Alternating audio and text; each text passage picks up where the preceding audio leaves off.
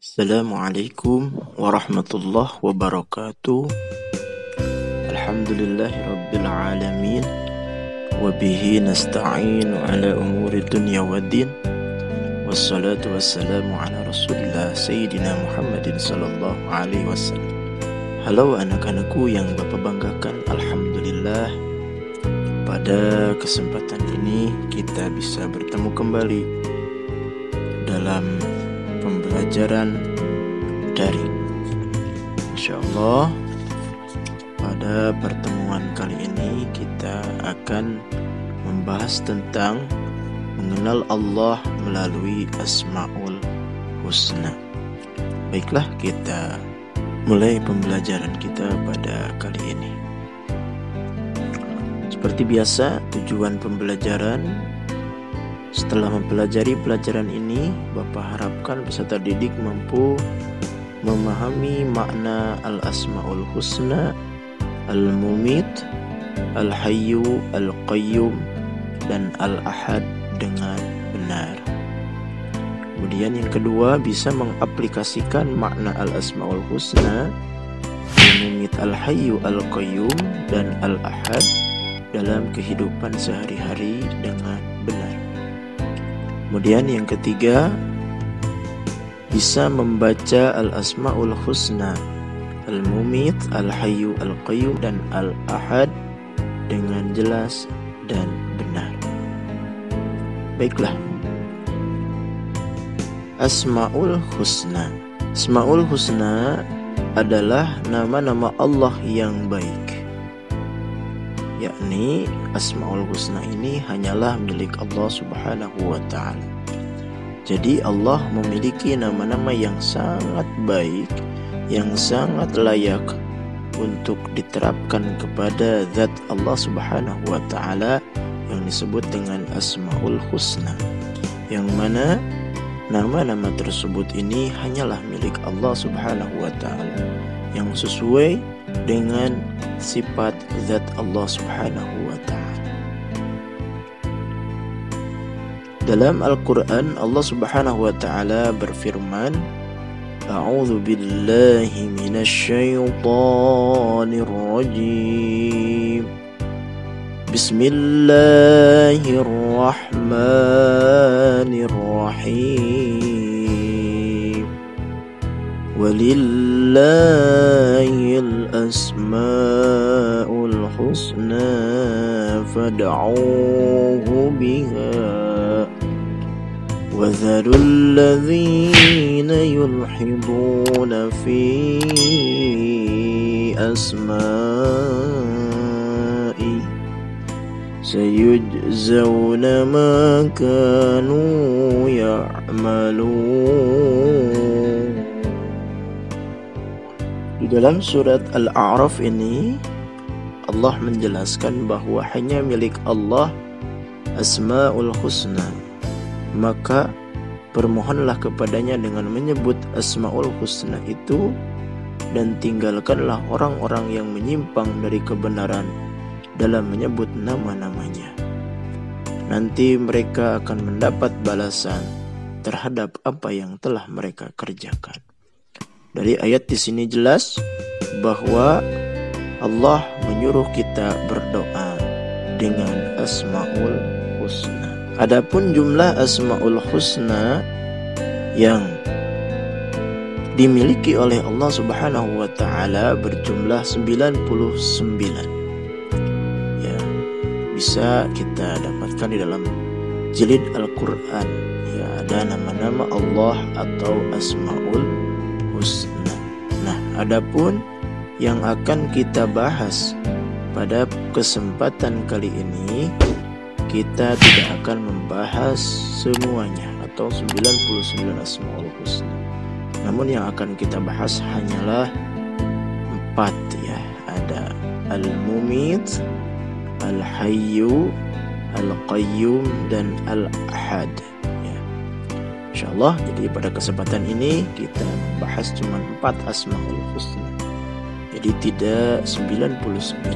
Al-Mumit yang berarti yang maha mematikan. Ya, insyaallah nanti penjelasan lebih lengkapnya. Kemudian Al-Hayyu artinya yang maha hidup. Allah maha hidup, kita pasti akan mati. Sedangkan Allah zat yang kekal, tidak akan mati. Kemudian Al-Qayyum yang maha berdiri sendiri. Kemudian Al-Ahad yang maha esa. Baiklah, kita akan membahas kepada satu persatu dari 4 di antara 99 Asmaul Husna ini. Yang pertama adalah Al-Mumit. Ya. Al-Mumit tadi kita sudah mengetahui artinya adalah Allah yang maha mematikan. Al-Mumit artinya Allah yang maha mematikan. Maksudnya adalah Allah dengan kekuasaannya mampu menghidupkan dan mematikan setiap makhluk. Jadi Allah punya suatu kewenangan untuk bisa menghidupkan dan mematikan setiap makhluknya. Ini merupakan nama indah Allah yang pas dengan sifat Allah. Kita bisa mematikan, tapi tidak bisa menghidupkan kembali. Sedangkan Allah bisa menghidupkan dan juga bisa mematikan setiap makhluk ciptaannya. Hal ini sesuai dengan surah Al-Baqarah ayat 258 ketika Nabi Ibrahim ditanya oleh kaumnya, ya, yang bunyinya Bismillahirrahmanirrahim. Alam tara ilal ladzi haja Ibrahim fi rabbih an atahu Allahul mulk idz qala Ibrahim rabbiyalladzi yuhyi wa yumit. Yang artinya, tidaklah kamu memperhatikan orang yang mendebat Ibrahim mengenai Tuhannya, karena Allah telah memberinya kerajaan kekuasaan. Ketika Ibrahim berkata, Tuhanku ialah yang menghidupkan dan yang mematikan. Jadi jelas dalam Al-Quran sering disebutkan Allahu yuhyi wa yumit, Allah menghidupkan dan yang mematikan. Kematian pasti dapat terjadi pada siapa saja. Kematian bisa terjadi pada usia tua, muda, ataupun saat ini. Ya, jadi kematian itu tidak bisa diukur hanya dari ketika seseorang mempunyai penyakit saja. Kematian bisa terjadi ketika sudah usia tua ataupun muda. Ya, wallahu a'lam, kita tidak akan mengetahui kapan terjadinya mati tersebut. Ataupun juga bisa ketika saat bayi baru lahir oleh Allah langsung dicabut kembali nyawanya. Allah berkuasa menetapkan kematian setiap makhluknya. Ingat, ya, kita tidak berkuasa. Seandainya ada seseorang yang mau mencoba untuk mematikan seseorang, tetapi ketika Allah tidak berkehendak, Allah tidak mentakdirkan untuk seseorang tersebut meninggal, maka orang tersebut akan tetap hidup.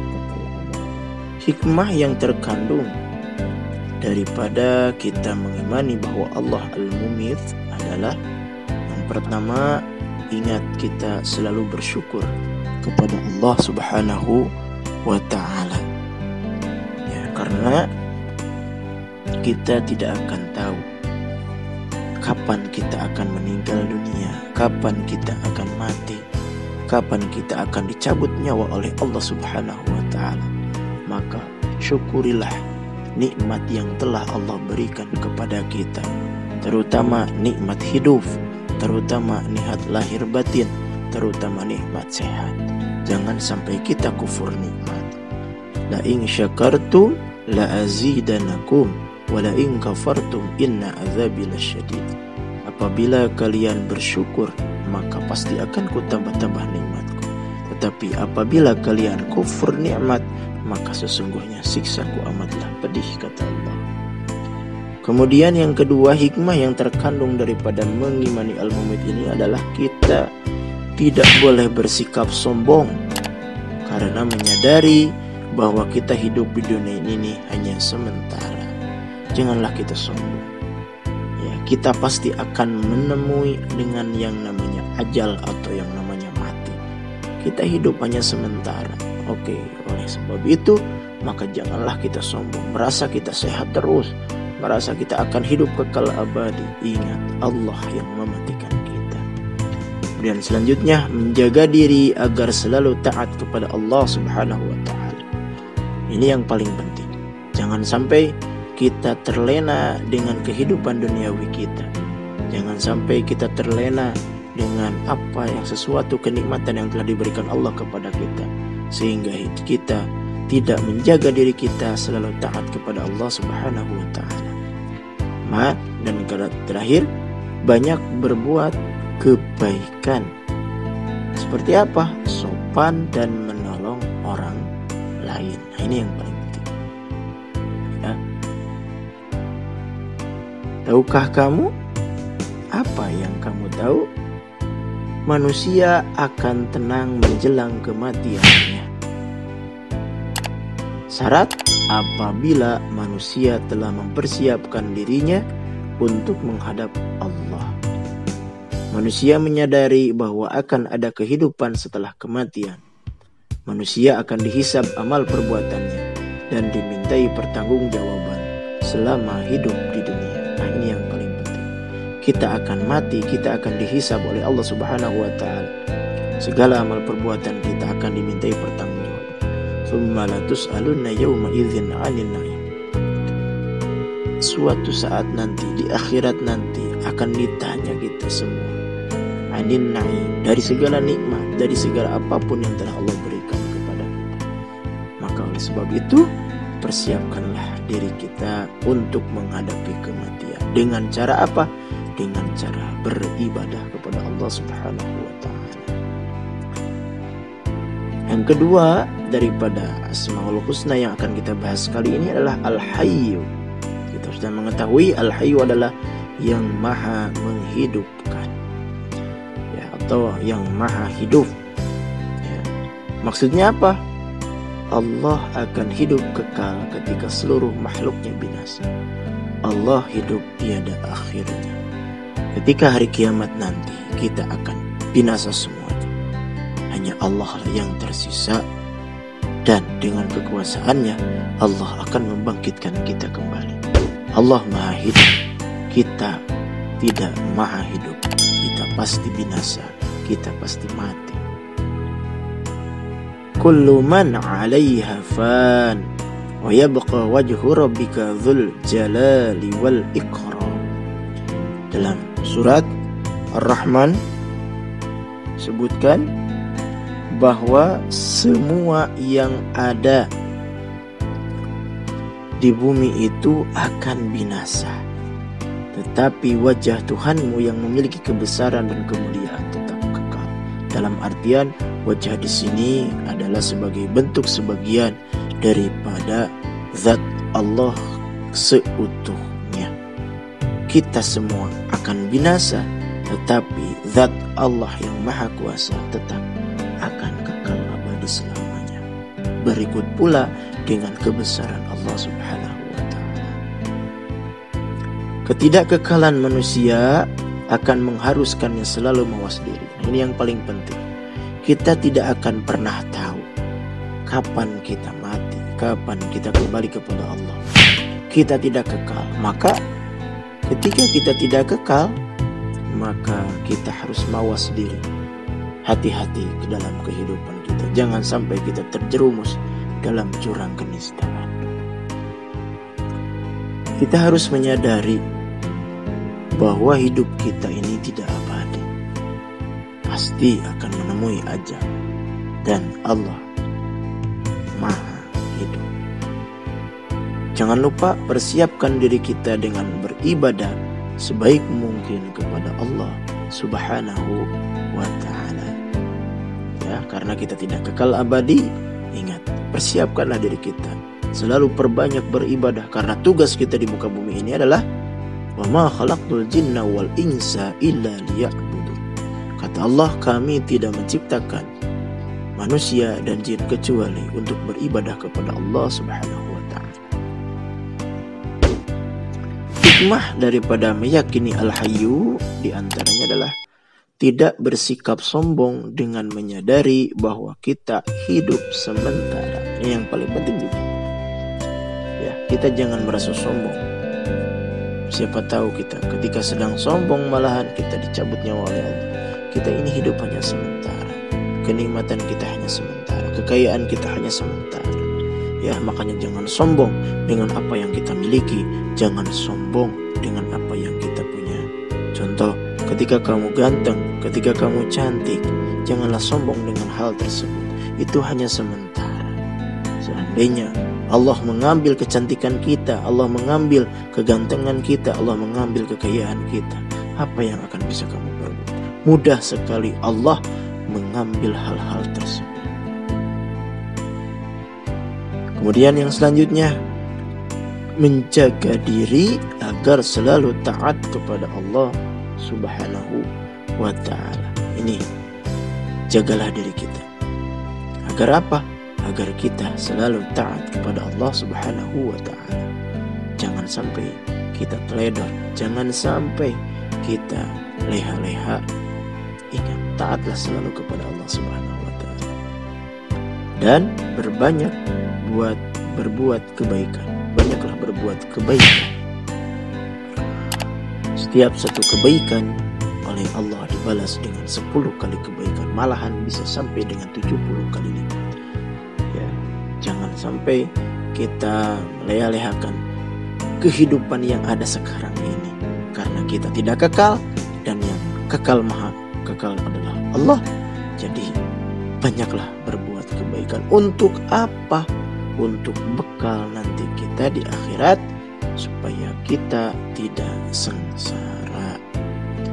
Kemudian ini tidak pernah meninggalkan sholat wajib yang 5 waktu.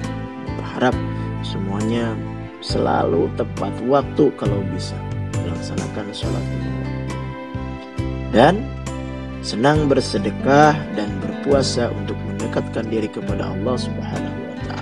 Itulah hikmah daripada Al-Hayy. Kemudian yang ketiga adalah Al-Qayyum. Artinya Allah yang maha berdiri sendiri. Maksudnya adalah Allah tidak membutuhkan siapapun dan apapun. Seluruh makhluk justru membutuhkan kasih sayang Allah. Allah tidak membutuhkan bantuan siapapun dalam mengurus makhluknya. Allah berkuasa mengurus sendiri makhluk-makhluknya. Seandainya kamu bertanya, kok ada malaikat? Katanya malaikat membantu Allah. Itu adalah sebagai contoh. Allah memberikan contoh kepada kita dalam hidup itu harus dalam hidup itu harus melibatkan orang lain. Janganlah diri sendiri saja gitu. Ya, walaupun kita bisa hidup mandiri atau berdiri sendiri, ya, tetapi kita tidak sehebat Allah. Maka Allah pun yang hebat bukan berarti membutuhkan para malaikat, tetapi itu adalah sebagai contoh bahwa Allah memberikan contoh kepada kita. Hidup itu jangan sendiri. Ketika kita hidup mandiri, tetapi kita tetap juga bersosialisasi. Nah, seperti itu. Dalam Al-Quran disebutkan, wa'anatil wujuhu lil hayyil qayyum faqad khaba man hamala zulman. Dan tunduklah semua muka dengan berendah diri kepada Tuhan yang hidup kekal lagi senantiasa mengurus makhluk. Dan sesungguhnya telah merugilah orang yang melakukan kezaliman. Surah Thaha 111. Ya. Allah yang kekal dan senantiasa mengurus makhluknya. Dia tidak membutuhkan sama sekali kepada siapa. Allah Al-Qayyum mencintai anak muslim yang bekerja keras dan mandiri. Ingat itu. Ya, cobalah hidup mandiri kita. Dengan bagaimana? Dengan cara pakai baju sendiri, mandi sendiri, makan sendiri, ya, hidup mandiri. Kemudian cuci baju sendiri. Ketika kalian sudah memakai baju kotor, janganlah dilempar kemana saja. Ya, cuci baju sendiri kita. Makan pun kita dengan sendiri. Ya, itulah perilaku mandiri. Mandiri ini artinya adalah berusaha melakukan sendiri semua kewajibannya. Yakin anak-anak kelas 5 ini sudah pada dewasa, walaupun ada yang mungkin belum balik, tetapi belajarlah dari sedini mungkin untuk bersikap mandiri dengan melakukan sendiri semua kewajiban-kewajibannya. Kemudian anak yang mandiri tidak menyuruh orang lain menyelesaikan kewajibannya. Jadi makna Al-Qayyum ini ketika Allah mengandung makna berdiri sendiri, mempunyai nama yang berarti berdiri sendiri, maka kita harus menerapkannya. Bagaimana? Ya seperti ini, hidup mandiri, ya, dengan cara anak yang mandiri ini berusaha melakukan segala sesuatu yang ada di depannya itu dengan sendiri. Jangan selalu menyuruh orang tua atau minta bantuan orang tua. Ya, belajar termasuk sekarang kalian dengan belajar online ini itu bisa disebut dengan kemandirian, ya. Hikmah meyakini Al-Qayyum yang pertama bisa menjadi anak yang bertanggung jawab. Karena belajar mandiri, Allah juga maha berdiri sendiri, kita belajar bertanggung jawab dengan apa yang kita kerjakan. Ya, contoh ketika nanti di akhir ada tugas, kalian coba berusaha dulu kerjakan sendiri. Kalau tidak mampu, bisa ditanyakan kepada ibu kalian, bisa ditanyakan kepada ayah kalian, atau bisa ditanyakan dengan kakak kalian ataupun saudara yang lain. Menjadi anak yang mandiri ini yang paling penting. Belajarlah selalu untuk mandiri. Kemudian menjadi anak yang pintar, ya, karena kita belajar disiplin, mandiri, maka insya Allah dengan meyakini Al-Qayyum kamu bisa menjadi anak yang pintar dan bisa menjadi anak yang bekerja keras. Dalam arti kamu membantu orang tua dalam melakukan perbuatan sehari-hari di rumah. Kemudian Al-Ahad yang terakhir, ya, Al-Ahad. Nah, ketika melihat alam ciptaan Allah Subhanahu wa taala, apa yang kamu pikirkan? Mungkinkah itu semua ada yang menciptakan? Atau siapakah yang menciptakan alam semesta tersebut? Apakah ada beberapa Tuhan yang seperti orang-orang lain yang mereka katakan yang menciptakan itu ada Tuhan ini, Tuhan ini, Tuhan ini? Atau cukup satu untuk menciptakan alam semesta ini? Keindahan alam semesta seperti langit, bumi, gunung, air, dan lainnya adalah sesuatu yang menakjubkan. Siapa yang menciptakan? Semua itu adalah ciptaan Allah Subhanahu wa taala. Kita harus yakin, kita harus percaya dan mengimani benar-benar bahwa segala sesuatu yang ada di muka bumi ini semuanya ciptaan Allah Subhanahu wa taala. Allah tidak sama dengan manusia. Ya, kalau manusia beranak dan bisa diperanakkan, tapi Allah itu Al-Ahad. Artinya Allah Maha Esa atau Maha Tunggal. Tidak ada duanya. Ya, la thaniya wala thalitha. Allah tidak ada yang kedua dan tidak ada yang ketiga. Allah Esa, sebagaimana seperti dalam Pancasila, ketuhanan yang Maha Esa. Ya, Tuhan itu Esa, Tuhan itu satu, tidak ada duanya. Bayangkan kalau Allah ada dua, ketika Allah yang satu mau menghancurkan, Allah yang satu melarang, akhirnya Allah kedua tersebut bertengkar, maka hancurlah muka bumi ini. Allah Maha Esa atau Maha Tunggal berarti tidak ada satupun yang menyamainya. Sudah pasti, ya, sehebat apapun manusia membayangkan muka Allah atau zat Allah, tidak akan bisa tercapai. Tidak akan orang yang bisa menyamai dengan keesaan Allah. Ya, tidak ada yang bisa menyamai, tidak ada yang bisa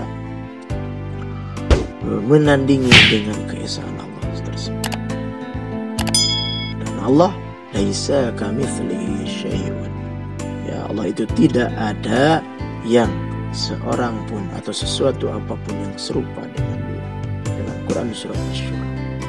Hikmah meyakini daripada Al-Ahad ini adalah yang pertama, semakin bertambah iman kepada Allah Subhanahu wa taala. Ya, ini harus yakin kita bahwa Allah itu Esa. Kemudian yang kedua adalah semakin rajin beribadah kepada Allah Subhanahu wa taala. Ketiga, selalu bersikap baik kepada orang lain dan selalu bersikap rendah hati. Terakhir, selalu bersikap rendah hati. Ya, inilah al-ahad.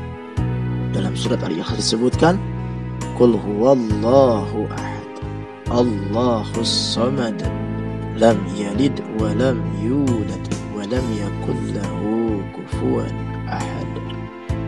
Ya, katakanlah oleh Muhammad, wallahu ahad, dialah Allah yang Maha Esa. Ya, jadi tidak ada Tuhan selain Allah. La ilaha illallah. Kita harus yakin Allah itu Esa. Baiklah, kita lanjut kepada tugas keterampilan pada kali ini. Aku pasti bisa ya. Yang pertama, kalian silahkan lafalkan dan hafalkan Asmaul Husna yang telah kita bahas, yaitu Al-Mumit, Al-Hayyu, Al-Qayyum, dan Al-Ahad beserta artinya. Kemudian rekamlah pelafalan tersebut ya dengan voice note ataupun dengan HP boleh, dan kirimkan kepada guru PAI kalian melalui WhatsApp ya, supaya lebih mudah. Kirimkan dengan cara namanya sebutkan, kemudian mulailah nanti merekam apa itu Al-Mumit, apa Al-Hayyu, Al-Qayyum, dan Al-Ahad ya. Baiklah anak-anakku sekalian, akhirnya sampailah kita di penghujung pertemuan. Insyaallah mudah-mudahan kita bisa bertemu kembali di dalam video pembelajaran selanjutnya. Yang belum subscribe, silahkan di subscribe. Mudah-mudahan bermanfaat dan supaya tidak ketinggalan ya. Intinya kalau yang suka silahkan klik tombol like, kalau yang tidak suka juga tidak apa. Semoga bermanfaat. Terima kasih. Assalamualaikum warahmatullahi wabarakatuh.